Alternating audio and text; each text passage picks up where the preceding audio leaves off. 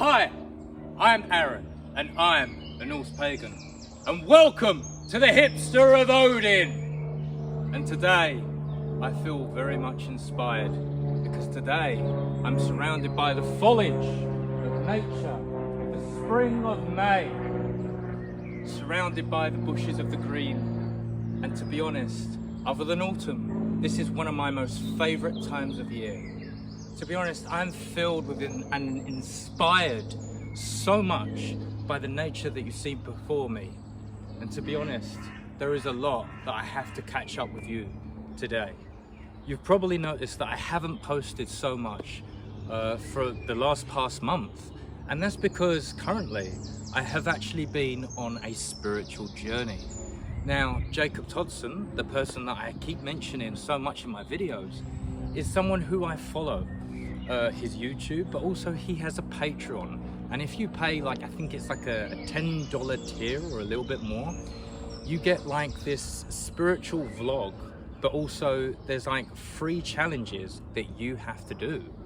The free challenges that he has suggested for April has actually been 30 days of cold showers and 30 days of writing down in a journal, and 30 days, or within the 30 days, is a digital detox, where you completely turn off all the screens, you stop looking at your phone, and you legitimately just enjoy the moment. Now, in this video, I will be talking about what I've been up to and why have I not posted so much.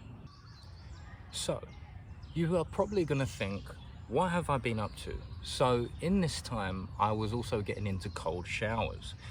And it was for 30 days, just getting into cold showers. And to be honest, the first moments of having a cold shower, I was like, oh, it's freezing, I don't want to get out. But we've been doing like this online chat on the phone, and it's kind of like connecting to the aspect of talking to other practitioners. So on the Patreon, you would talk to other practitioners of the faith, including Jacob, who has been guiding me through the process of April. And what I noticed is that, as Jacob has said, he doesn't let the shower go over his head, because it does actually give you a headache, and that really sucks.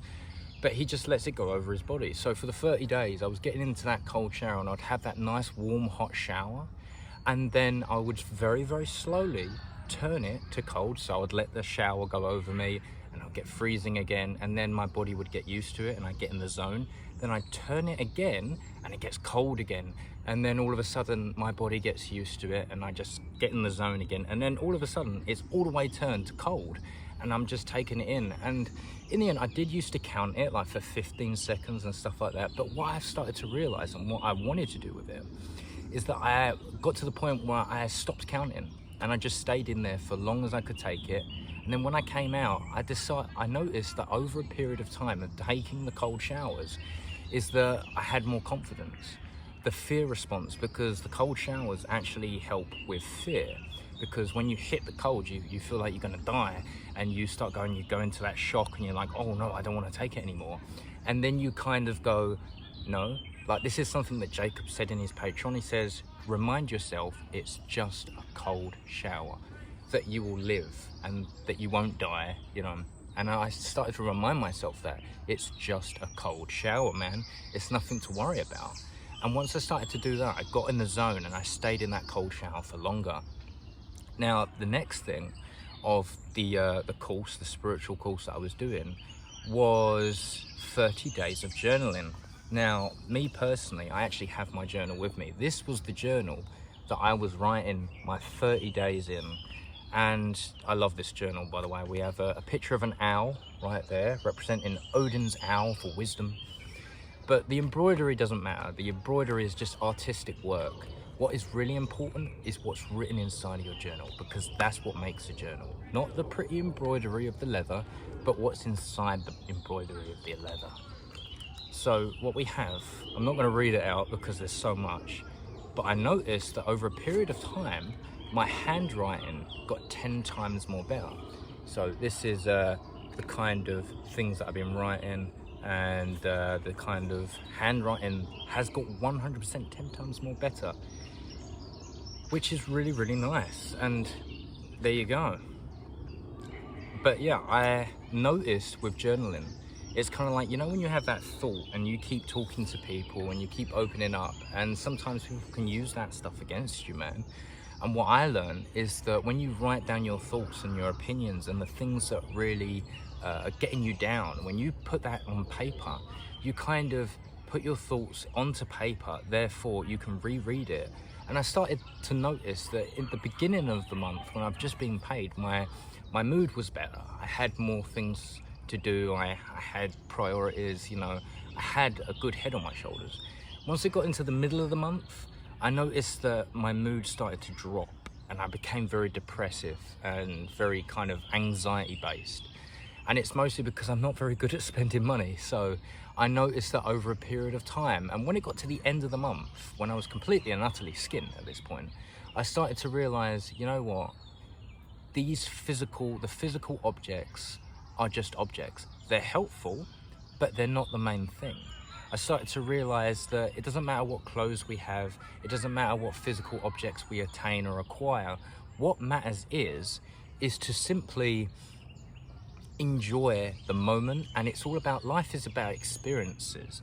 Life is about buying pumpkin spice lattes from the coffee vendor over there in this forest.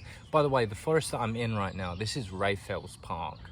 And in Rayfells Park, I decided to go to different forests, mostly because I go all the way to the manor to do a video. And I decided that Rayfells Park is right here, you know what I mean? And it's a small forest, but there's so much nature. You've got butterflies flying around, you've got ravens and crows going everywhere.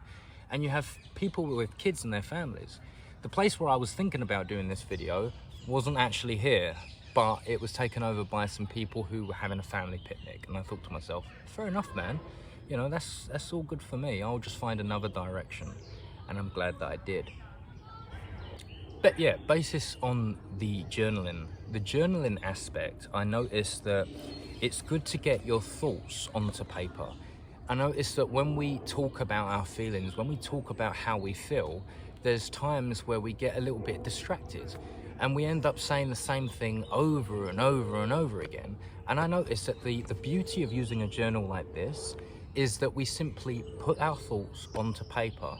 And I noticed that after doing this for 30 days, writing down and journaling for 30 days, and what I'll do is that I will put the time, say if it's like Tuesday, the 5th of April, and then I'd say at 9 o'clock I woke up, I had my cold shower, I did this and I did that. And then it might be I'm at work, and then I might write down the actual time, maybe it's like 10:15, and I did this, this and this. And then I might have my break at about 3 o'clock. So I'd say at 3 o'clock, and then I'll write a little proportion of how I'm feeling in the moment, what's frustrated me and stuff like this. And I'd write down all of my frustrations in here. I'd write down the things that made me smile. I'd write down all the things that made me think, because I started to realize that I was using my journal for something very different. What I would typically use my journal for is that I would watch a video that Jacob has came out with, and then I would write word for word what he said, so then I could read it again and again and again to think about how you can learn from it, or how to be inspired by it, or how to create my own thing from it. And I realized that that's not what a journal should be for. I started to realize that Jacob's path is his own path, and he's following his own way with the gods. And what I need to do is write down how I'm feeling, write down the experiences that I have had. And that's what a journal, the 30 days of journaling, has reminded me, to just enjoy writing down what you're actually doing, and then rereading about what you've actually been inspired by, or by the rituals that you've done. And that has motivated me to find out what my style is, or what kind of pendant I enjoy wearing, or even down to what kind of haircut I have, which, by the way, I love this haircut, by the way. But it's what I learned about journaling. Journaling has been something that I think I might continue with. It's one way of getting my thoughts out onto paper, and it has really, really helped me. But another thing that's really, really helped me is that from the 30 days of legitly just getting into that cold shower, and there have been days where I legitly was like, I don't want to do this. I really don't want to fucking have a shower right now. You'll get up. I would get up really, really early because my son is asleep, my missus is asleep. I would get up at 5 o'clock in the morning, sometimes 4 o'clock in the morning, just to get up and get into that shower. And I'm getting up and I'm like, oh, I don't want to do this. This is fucking horrible. And I'll get in there and I'll have this nice warm shower, and that's really nice. And then all of a sudden, the cold shower happens. I'm going, fuck, I don't want to do this. Fuck, fuck, fuck. And then all of a sudden, I think it's just a cold shower. You'll get over it. After a time of a few minutes of just taking in the shower, or a few seconds of taking in the shower, and then it will turn into a minute. And after getting out that cold shower, I would really, really appreciate it. You know, this is gonna sound really weird, but socks feels, when you put on a pair of socks after a cold shower, it feels 10 times better than if you was just to put a normal pair of socks on.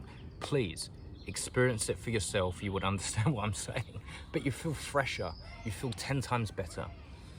Now, the last part of the journey was digital detox. The first day of a digital detox, I kind of did it a bit wrong. What I would do is that I was doing my digital detox at work. Now, at work, there's many different stages. There are many different levels and stages of a digital detox, and everyone does something that helps them. Now, you can just leave your phone at home and forget about it, but sometimes when you've got a child and you have responsibilities, sometimes you have to keep your phone on because of emergencies. So there was times when I would go to work, and you don't even get, I work as a porter in a hospital, so there's times where you won't get any signal in the hospital at all. So I decided to just leave my phone turned off inside of my bag. And I noticed that the idea of not having my phone there made me feel like I got all the way through 8 hours with not even touching my phone. It was a 9 to 5, I did really well. But I noticed that I was so having anxiety because I didn't have it on my pocket. So then it didn't really become much of a challenge of just putting it in my bag. So the next time I decided to do a digital detox, I decided that, you know what, why don't I keep the phone in my pocket, but I turn it off and I don't use it, and it's just in there. And I noticed that that was more of a challenge because I'm not having this anxiety of where's my phone, where's my phone. I know that my phone's in my pocket, but it's turned off when I'm working. So obviously I'll get to work, I'll have my phone on in case of an emergency. I'll get to work, I'll turn it off, put it in my pocket, do the job for maybe, sometimes there was 12 hours. I would do a 7:30 to 7:45, no phone, just keeping it in my pocket. And I noticed that after an hour or a half-hour break, you do start realizing it comes up as a thought. Oh, I would like to go on my phone. And then you go to yourself, no. It's like a conscious decision. You have it in your pocket, you can use it, but you decide, no, I'm not gonna go on my phone. I'm just gonna carry on doing what I'm doing. And I noticed that you spend a lot of time reflecting and looking at your own thoughts. And I started to realize the idea of being on your phone is just a thought inside your own mind. And it's the action that we do to that thought that makes us be on our phone so long. So you realize why time goes so fast when we're on our phone is because it's a conscious decision to procrastinate and to waste time being on our phone. Even though when I look at my phone now, I don't really have the greatest social media. I don't have a lot of messages, but I notice that's good. You know what I mean? Because I spend less time on my phone, which is brilliant. So the new challenges for this month that Jacob has come out with is, number one, is 30 days of meditation. And he said something towards the same kind of light of kind of breathing, or doing the Tibetan way of doing, or the Buddhist way of doing, of like closing your eyes and breathing. However, when I meditate, I decided for the 15 minutes, I've decided that I've been getting into a lot of Wim Hof. And with Wim Hof, it's kind of like the same with the cold showers. Sorry, my foot has gone completely numb because I've been sitting on it, and my foot now wants to have a meditation / yoga practice because my legs are like this at the moment. But I noticed that the aspect of the cold exposure helped me with understanding breathing. And Wim Hof has this breathing method where you would do 30 breaths in and out, in through the nose and then out. But then another aspect of it is that you would do 30 breaths, and then after the 30 breaths, you would you would breathe all of the oxygen out of your mouth, hold it out as for long as possible until the point you need to breathe, and then you breathe back in, hold for 15 seconds, and then go back to the 30 breaths. And I noticed that by counting 1, 2, 3, 4, 5, and doing it like that, and counting the 30 breaths based off of my hands doing this, has really helped. But I noticed to get that into the 15 minutes, it helps because you do focus on the breath, and you focus on 30 breaths, and then you go push all the air out, and then you breathe back in for 15 seconds. But I've noticed when you do this, what I've noticed is that your face goes all tingly, and you start having a spiritual experience. When I entered this forest, I went over there, and there's like this little kind of brickwork area, and I decided to sit down and meditate. Just sit down, do this, and just do the Wim Hof method of breathing.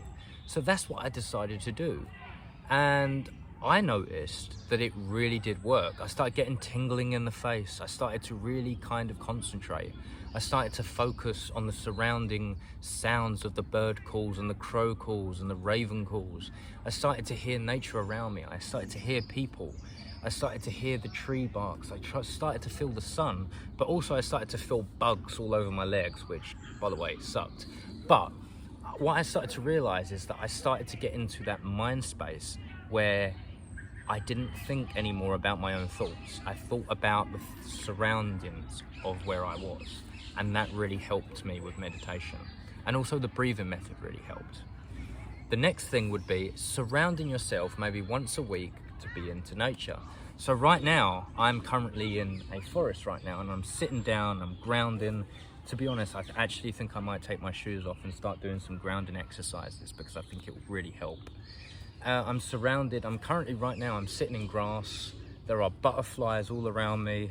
There's a pumpkin spice latte, half drunk, but there's no bugs in it. That's kind of cool. Yeah, no bugs. But this kind of meditation that I'm gonna do right now, I'm gonna sit down in nature where I am now. I'm gonna take my shoes off. It's gonna sound like a really stupid thing, but I'm gonna take my shoes off and my socks, because I feel right now what I want to do is that I want to ground, and I think that's very important.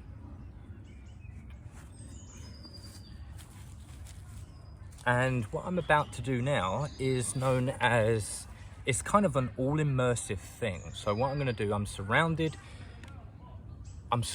in nature, and what I'm going to be using right now, this is a rattle that I have physically made myself. Now this is actually a real deer bone that I cleaned up, and it was very nice myself. There is actually a rattle in here, so I went to a music shop and bought a rattle, put that in there. This is a medicine bag, and then around here, these were like it was like a necklace / bracelet that I tied around it, and it was actually from Peru, from a Peruvian shaman, and he said anything that this goes around protects it and gives it sacredness. So you can either stick it on your altar or something like this. And what I'm going to do now is that I'm going to do some whistling, and I'm going to shake this rattle and connect to nature. So that's what I'm going to do right now.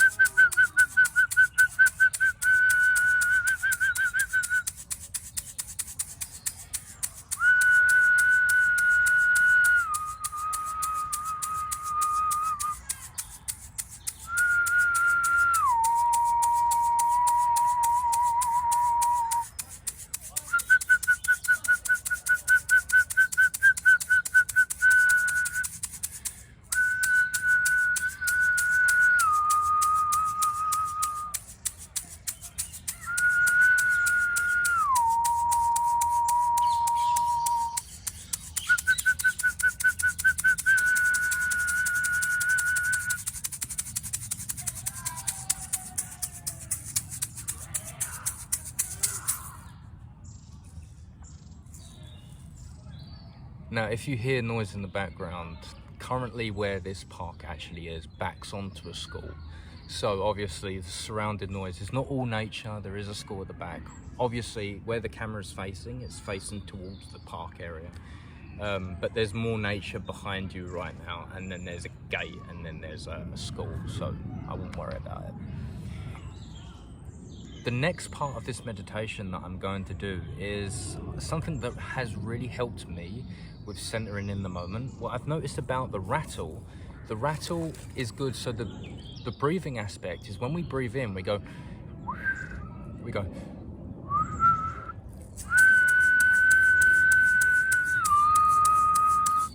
When we breathe in and then we breathe out, the breathing out turns into a whistle.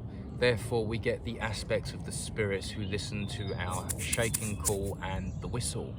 But it's the aspect, there is a meditation there, because you breathe in and then go. So that you're using your vocal cords and at the same time using the rattle to get the spirits. But I really love the idea that I'm using this, something that I actually made, and this is something that I'm getting into now. Physically making items for my own ritual practice and my own shamanic practice, because I'm more of a shamanic practitioner. I'm not a shaman, but I'm more of just a shamanic starter or amateur, or more of just a practitioner. But the other thing that I'm getting into now is also getting into different cultures and what they do for spirituality. And obviously I've used this in several rituals before. And this is something that is known as a Tibetan singing bowl, and I just love the aspect of using this it helps me with meditation, to focus on the sound, to focus in the moment and the present moment in time. And this right here, it actually says that this is for the chakra of the throat.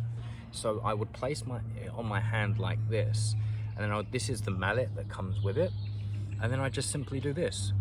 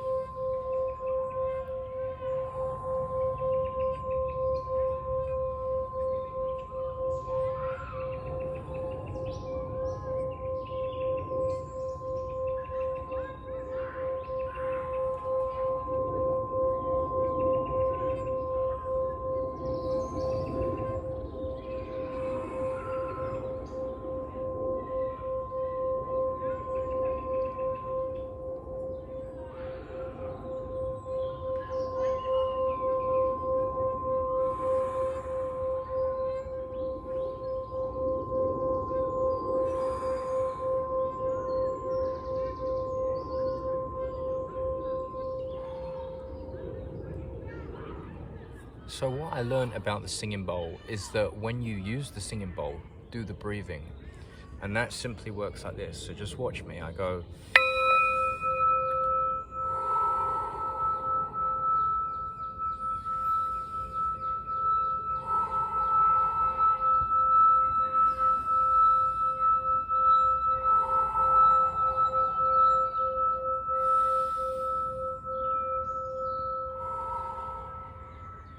And I noticed that when I use the singing bowl, it clears my mind of any thoughts, and I just focus my mind on the calls of the singing bowl. When I breathe in and I breathe out, it helps me center my mind. And that is what I use my rattle and my singing bowl for. It helps me to, this is what we would call a sound bath. A sound bath is listening to instruments like a rattle or the singing bowl, and you just close your eyes and you breathe and you think about the present moment. The next part of this challenge for 30 days is maybe one day a week where you do fasting. And the fasting, you can actually drink black coffee, not lattes or anything with sugar or milk in it, but black coffee like French press and stuff like that.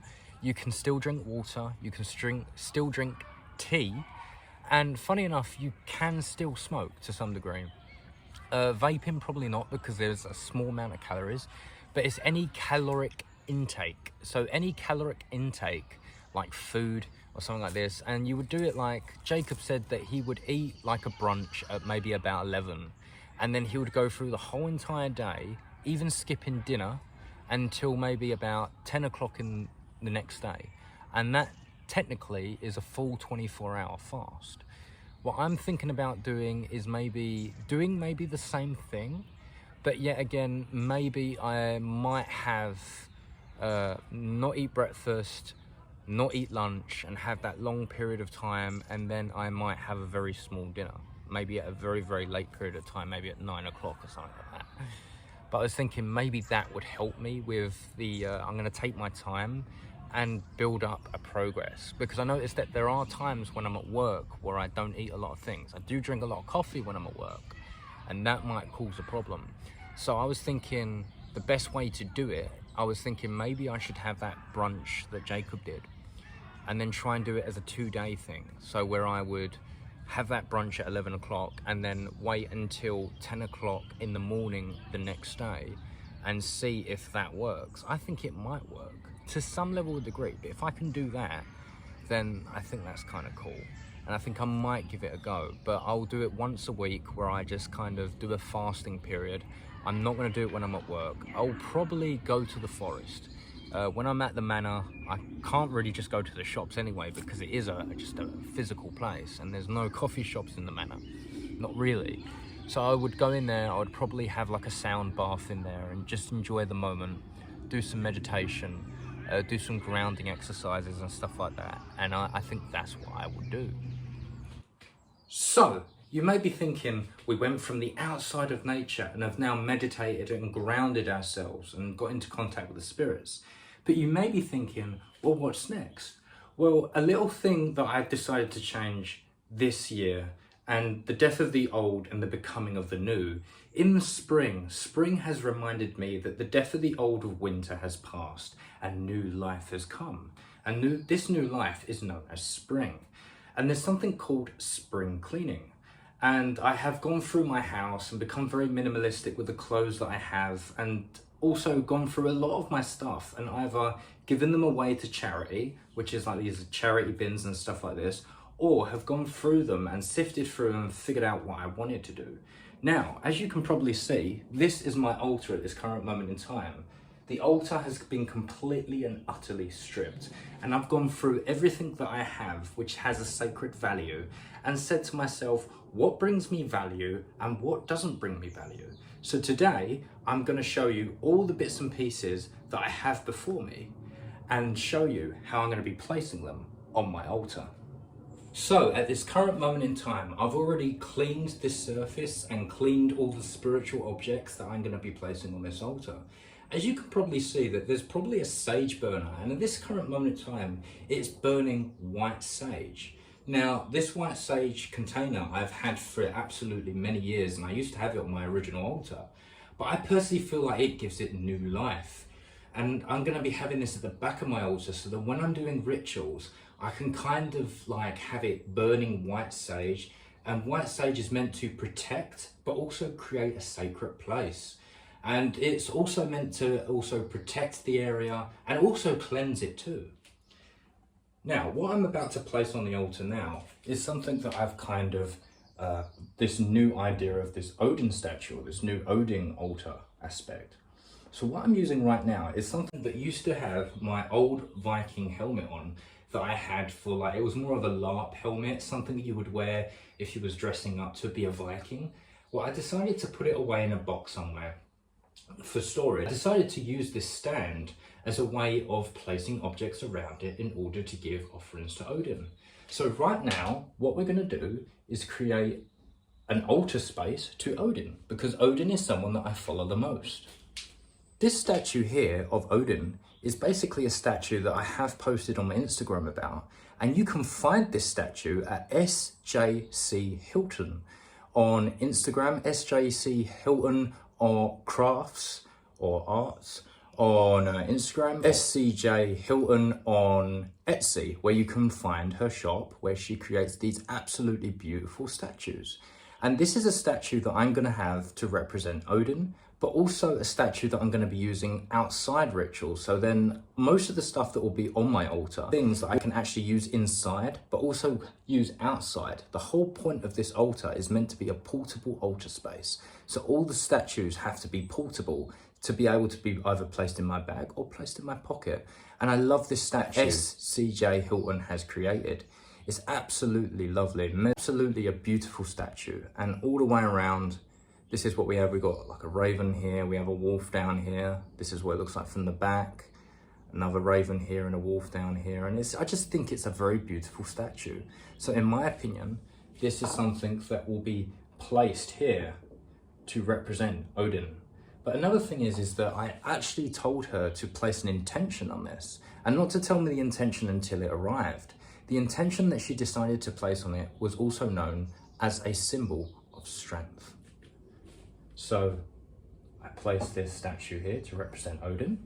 Another few items that I place around Odin is actually this oath ring that I do occasionally wear to represent my oaths. And my oath to Odin is on it, but also the oath to Odin is actually on my own tattoo on my neck. And I place that oath ring around Odin himself. Another thing that I place in front of him also kind of represents the gold ring of Draupnir. However, to me, this was actually a gift from my granddad. And he actually gave me this gold ring when I was 21. And funny enough, it's more of my kind of wedding ring because it actually fits on my wedding ring finger, which also is a very, very beautiful ring. I decided to place it on my altar to represent an understanding and sacredness, and also to represent the gold ring of Draupnir. The thing that I decided to also place on this was also this Odin totem that was designed by Witch on Etsy and Weirdcore on Instagram. And I decided to place this on here to represent a great amount of respect for the blacksmith who creates this. And also, I really love it because it looks like Odin's eye, always watching, always waiting. So I placed that around here. And I have a few other things like an eye patch that represents Odin that I felt like really did connect me to the Allfather.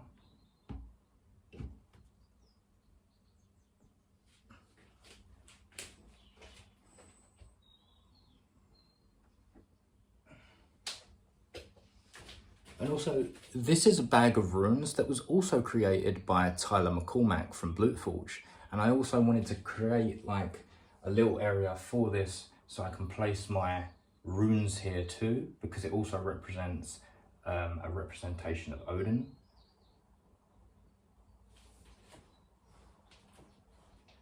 Knowing that this is a stand that represents Odin in itself, I decided to place my wide-brimmed hat that I actually use for wandering and traveling and journaling.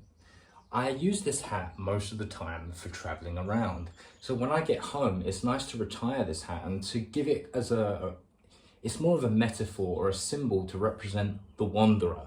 And when I look at Odin, I see him as the wanderer, not just the warrior, but the wanderer. So when I wear this hat is a representation of the wanderer's hat.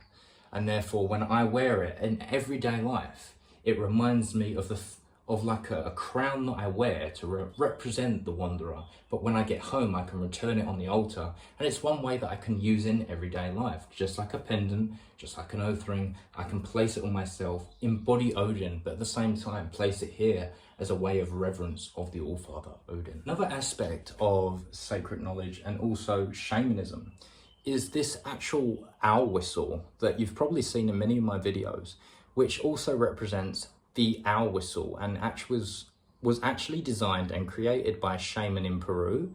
And I decided that I want to place this on my Odin ritual because it's kind of a way, it is a meditation thing, a little bit like the eye patch that I use for meditation. This also helps me clear my mind, ready for a ritual. And also Odin was well known to have an owl just as much as he had ravens and wolves. So I decided to also place this are some of my most sacred items next to Odin, which is also something I can use to call forth to the spirits, but also make a space sacred.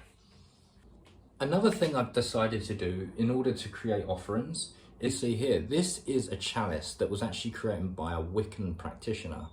And it's actually, the whole entire chalice is actually made of onyx. So I decided to honor the Wiccans who actually gifted this to me. I decided that I will actually place this on my altar, and it is something that I can actually portably bring with me to give offerings to the gods, but also to the spirits too. Personally, I have an actual rule. I can't personally drink out of this chalice. This is for the gods, this is for the spirits, and this is for the ancestors. I can't drink out of this, but the gods, the spirits, and the ancestors, they can. So where I'll be placing this, I'll be placing this chalice about here on one side. Now, this bowl here was actually created by a business on Etsy known as Runic Crafts. And it's a beautiful looking bowl. And on the bottom of it, you have, this is Nuthras, Perthro, and Nuthras. In the time of need, we give an offering in a chance bowl to get the things that we need. So it has this runic inscription, and they actually personally designed this for me, and I really, really love the way it came out. So this is a bowl that I will actually be using for outside rituals just as much as the chalice, but this is where I would actually be placing things like fruits or food or flowers, or been placing spells inside of them. And basically, Runic Crafts, I really love what they do. The person who creates them, she is Cynthia. She's also a well-known practitioner of the Norse faith and many different of the pagan faiths. Her company is known as Runic Crafts, so please check her out. I get most of my sacred objects from her and a lot of my sacred spells from her. So please check out her stuff. It's 100% guaranteed. Most of it is very, very much well made, and I haven't had a problem with it so far, so I absolutely love this. And I've got a few more things in the works that are coming through her shop because I really love what she does, and I love the rituals. When I do a ritual with these items, I definitely feel the level of sacredness. This bowl actually had a ritual done on it that actually gives it a sense of sacredness and meaning. And it's not just a bowl that was designed or just has imprints on it. It's a sacred bowl. And you can definitely feel that when you use it for rituals. And where I place this is that I will place this bowl typically about here on the other side. So we have a chalice for liquid, such as alcohol or anything of a liquid source. And then we have a bowl here for food. So it's the sense of, it's the bit of the yin and the yang. It's a little bit of different sides, where you have liquid over here and you have food over here. And depending on what one of the gods you're going to give to, that means they have a choice, you see? The next god that I'm going to be placing on my altar is actually known as Thor. Now, Thor, this is my statue to Thor, and you can get this statue from Dryad Designs. And yeah, I've had this statue for a while. It did crack, but I actually glued it back together, so you can actually see the seam line there of me gluing it back together. And another thing that I place around it, this is my Bangor protection. You may have seen this in many of my other videos. And I place this around it to represent the protection of Thor. So I place the Bangor protection there, and then I place statue to Thor. So this statue here is actually a statue of Venus, funny enough. However, the story of Venus, the goddess Venus, and the goddess Freya, to me, both have the same backstory. And in my opinion, I wouldn't be surprised if this statue and both of the goddesses are the same exact goddess. So for me, this is a very beautiful representation of Freya. And you can see from all these curves, it's very, very feminine. So this statue has really helped me to connect with Freya.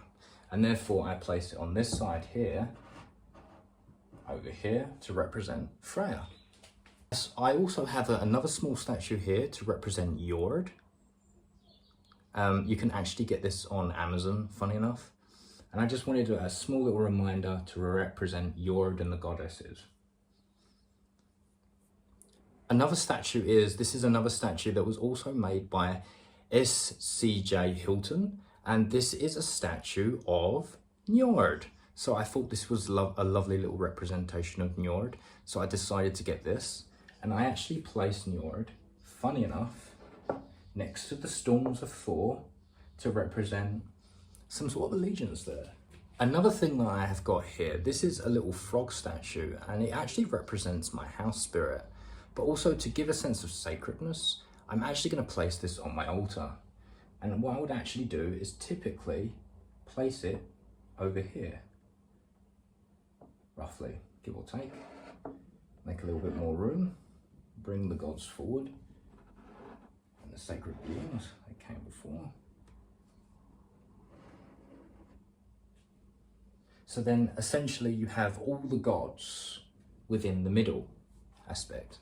For me, when it comes down to candles, I decided to get into more scented candles. Instead of just having candles for candle's sake and just for the ominous look of them, I decided to use scented candles. So this is a pumpkin spice latte candle, mostly because pumpkin spice lattes are my favorite and it represents autumn. Autumn is another part of my favorite times of year. So this reminds me of them favorite times of year. And I actually place these candles next to Odin. So I place this, it's near the backdrop of Odin and the gods. So you have the gods in the center. And if I was to get any more statues of any of the gods I'm working with, I would actually place the small statues of the gods around Odin kind of thing. A sense of like the gods, so Odin is in the center, he is elevated, but the gods are around here. And because these small statues really help me out, it's one way of connecting to them to some degree. Next thing I place on my altar is this Varja bell from Tibet. And it makes this very, very loud noise, and I absolutely love this noise. However, where I actually place this, I actually place it roughly right here. As you know, Thor makes this big loud entrance and noise. I decided to place a lot of my instruments for sacredness actually on my altar roughly around here. And it also comes with this kind of thing that you hold and you place towards the object that you're actually calling forth. So yeah, I place that in front of that like that. The next thing I place on my altar is my Tibetan singing bowl and with the mallet. And I place this next to the bell, giving a sense of sacredness to it. So most of my instruments are around here.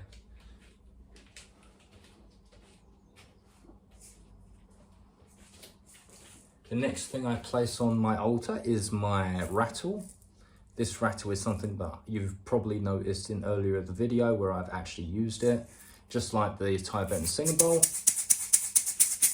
And I actually place this right next to a lot of the other spiritual instruments that I do actually use for rituals outside. I just think it's convenient to grab them, and knowing that they're all in the same spot gives it a sense of sacredness. This here is a bag of crystals that was actually given to me by my mum. And these crystals here, I wonder if you can see them. I'm not entirely sure if the light can pick it up very well, but yeah, right here is just a bag of crystals of different kinds. And I try to keep them in darkness at all times, but right here we've got a green one here that actually represents the heart chakra. Obviously, you can't really get these in direct sunlight, but just for the video's purpose, this is what they look like. They're known as Reiki crystals, and I use them for meditation purposes.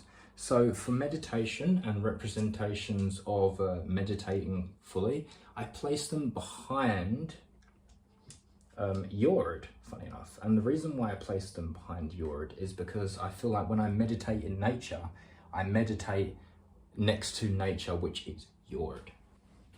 Another thing that I also place on my altar is also this spool of thread that represents the Norns and also represents the fates and how all of our fates are intertwined. And I actually place this piece of thread right next to the goddess of Freya and Njord, because in my belief, I do believe that Njord, Freya and Frigga are the same goddesses, but they're different aspects of the same goddess and different personalities to the different same goddess. So, for the meantime, this is what we're going to really be going off of when it comes down to my portable altar. This time around, unlike my other altar, which was quite big and bulky, this time around it's very, very simplistic. Most of this stuff that I can actually take off the altar, clean, and look at them with purpose and meaning, and then legitly put them back on the altar. As you can probably tell, we've got my wide-brimmed hat here. I've placed it here to represent Odin's wide-brimmed hat. So go out hiking into the forest, and I might do rituals out there, or I might wear it wherever I'm traveling around London or stuff like this, or go to different places or different countries. I can come back and retire my hat on my altar. And in some way, it reminds me of Odin's wide-brimmed hat. When he puts on his cloak, he puts on his wide-brimmed hat and wanders all the way around Midgard, or the 9 realms for wisdom and knowledge. Another bunch of things that is very, very new is that how I have placed all of these sacred items right here in the center to represent Odin. Another aspect to this altar that I really, really do like is that in this section around here, you have probably noticed that I've got all of my spiritual objects that give me a sense of meaning when it comes down to my own shamanic path. So such things like the singing bowl and the bell, the rattle, even down to a smoking pipe. Now this here is my smoking pipe, and as you can tell, it's actually got the Bine rune for the hipster of Odin, which is Othala and Ansus. They're both runes of Odin, the All-Father. And I actually typically use this pipe when I'm kind of in the forest, or if it's a nice sunny day, and I will put tobacco in there to ground me into the moment. I don't actually technically have hape. Hape is very expensive, and it's all the way in Ecuador. And the only problem with hape is that it will take such a long time to get here, and it comes in a small little pot like that. So I typically use tobacco to ground me in nature, and it makes me feel more immersed. Another aspect that I actually have on my altar, this here is actually a real raven feather. And this real raven feather was actually purchased from a shop next to where I live called Junk and Disorderly. And this is a real raven feather, and it's actually used for smudging. When you got like some very, very hot burning sage, and then you just do this, and then it woofs the kind of smoke in that direction. And it's very, very shamanic. Shamans would usually use things like feathers because it connects them to their shamanic spiritual animals or their spirit guides. And one of my spirit guides is actually a raven. And that's one of the reasons why I have a tattoo on my neck of the raven whispering into my ear, because this raven represents my Filgia, and my Filgia is my spirit guide or my spirit animal that I usually see in my dreams, or occasionally a raven. Typically I'll be just smoking a cigarette, and then all of a sudden a raven will come out of nowhere, and then I'll start seeing it side-eye me a few times. It actually happened to me yesterday, where I was actually just smoking and minding my own business, and all of a sudden this raven perched on a fence and looked straight at me and was like, "I'm watching you," and then just literally flew off. And I noticed that any time, I see ravens in my life, I notice one thing, that something big is about to happen.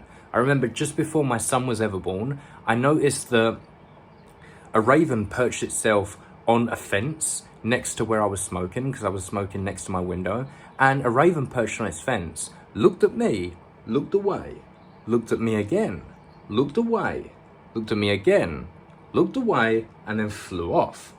And then what I learned from that is that my missus got out of the bathroom and she said, "Guess what?" And I was like, "What?" She was like, "I'm pregnant." And then my son was born, a year later. Well, after that year happened, because obviously she was pregnant. So there's that aspect. I've noticed that ravens, it's always one singular raven that usually comes to me and delivers a message. And it's usually just a glance over, and usually I figure it out. But when that raven came to visit me when I was having that smoke, I thought to myself, you know what, I'm going to check my messages on my phone. And I actually had a message from Runic Craft Studios, from Cynthia, who actually does the Runic Craft stuff, saying that I'm doing a ritual tonight, and I realized that that was a message from Odin saying to me that the ritual is going to happen tonight and I'm going to be there. The next couple of things I have over in this direction, I decided to change up my elf kind of statue.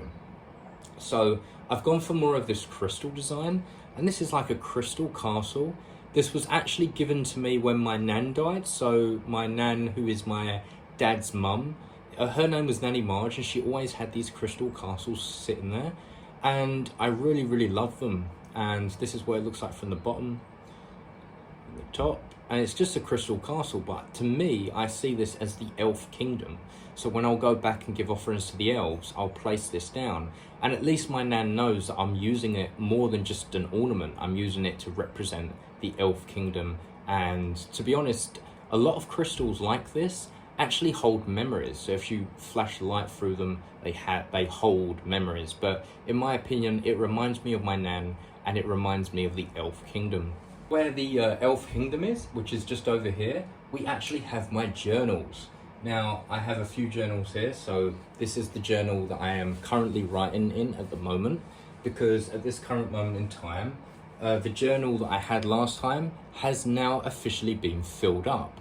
So now I actually keep this on my altar to remind me of all the things that I have done in the past. So I kind of keep that there.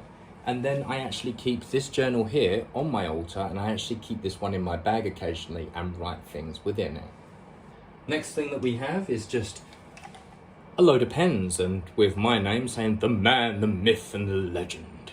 But we actually have an accumulation of different pens and pencils kind of thing. And this is just a stored little area where I can kind of keep all my writing tools in. So then I'll keep it on my altar, and that gives it value. So at least I know where they are. The next thing is actually these binoculars that actually sit on my altar. And these binoculars to me actually symbolize Heimdall, because if we look at Heimdall, Heimdall is always watching and looking out and always observing everything that goes on in Midgard and all the 9 realms. So to me, these pair of binoculars remind me of Heimdall. But these pair of binoculars were actually a gift from my nan when she died. So she gave me the crystal castle, and she also gave me a pair of binoculars. And it reminded me that when she was alive, we went to a place called Potter's Leisure Resort in Norfolk area. And we decided to just go into the car park area, and there was this area where it was just a whole entire field. She actually used these exact binoculars. These are the exact same pair. So basically, we went to go and look for birds and stuff like that. But me personally, I couldn't actually see any birds, and I just really loved chatting with her. She was obviously looking around, and she could actually see birds and stuff like that, but I never saw any. And all I really loved was actually learning about the history of our family. Now, she actually came from the Eller Mountains, and the Eller Mountains, funny enough, is a royal Eller family in Germany. And that's also another reason why I have a German badge on my wide-brimmed hat, is because of her. And it reminds me of the Eller family, and that I have that kind of bloodline in me. But what happened was, in World War II, you had the elder Eller brothers that stayed behind to fight in the war, but the younger Eller brothers basically fled Germany to go to England and to live a new life and to fight against the Nazi regime. So thank the gods for my ancestors who survived and won that war. They were fighting on the right side, but I think what happened is that my great-great-grandfather, who was the German side, turned around and says, look, I need my family to live on, so why don't you flee the country and go somewhere else, so then I know that the family name lives. Obviously, if they went back to Germany now, they would just be seen as the people who fled, and they wouldn't associate with them. But it's nice to remind myself that that's the rich heritage that I come from. And it reminds me of my ancestors. Eller family crest was a dove with a ring in its mouth. And all of my uncles, including my nan, actually had a gold 24-carat ring that actually had that signature on there of the Eller family. I was really interested in the history of my family and where things came from, and my nan really definitely told me things about that. So this is more than just a pair of binoculars. They're a pair of binoculars that reminds me that sometimes I can be like Heimdall, and I'm always looking and observing into every little detail, but it also reminds me of my nan, which also reminds me of ancestry. And I think ancestry is very important. So, as we come over here into the elements of nature and the leaves that cover me and surround me, I have started to realize what's important. And I started to realize what I said back at my altar about ancestry. Ancestry is very important because it reminds us of how we come to the gods. How are we supposed to come to the gods if we don't understand and even acknowledge the wombs that birthed our existence into existence? When we acknowledge the wombs that birthed our parents and our grandparents into existence, then we can understand how we can communicate with the gods like Odin, who wanders the 9 realms to find wisdom and knowledge. But in order to come to gods like Odin, we must first acknowledge the wombs that birthed us.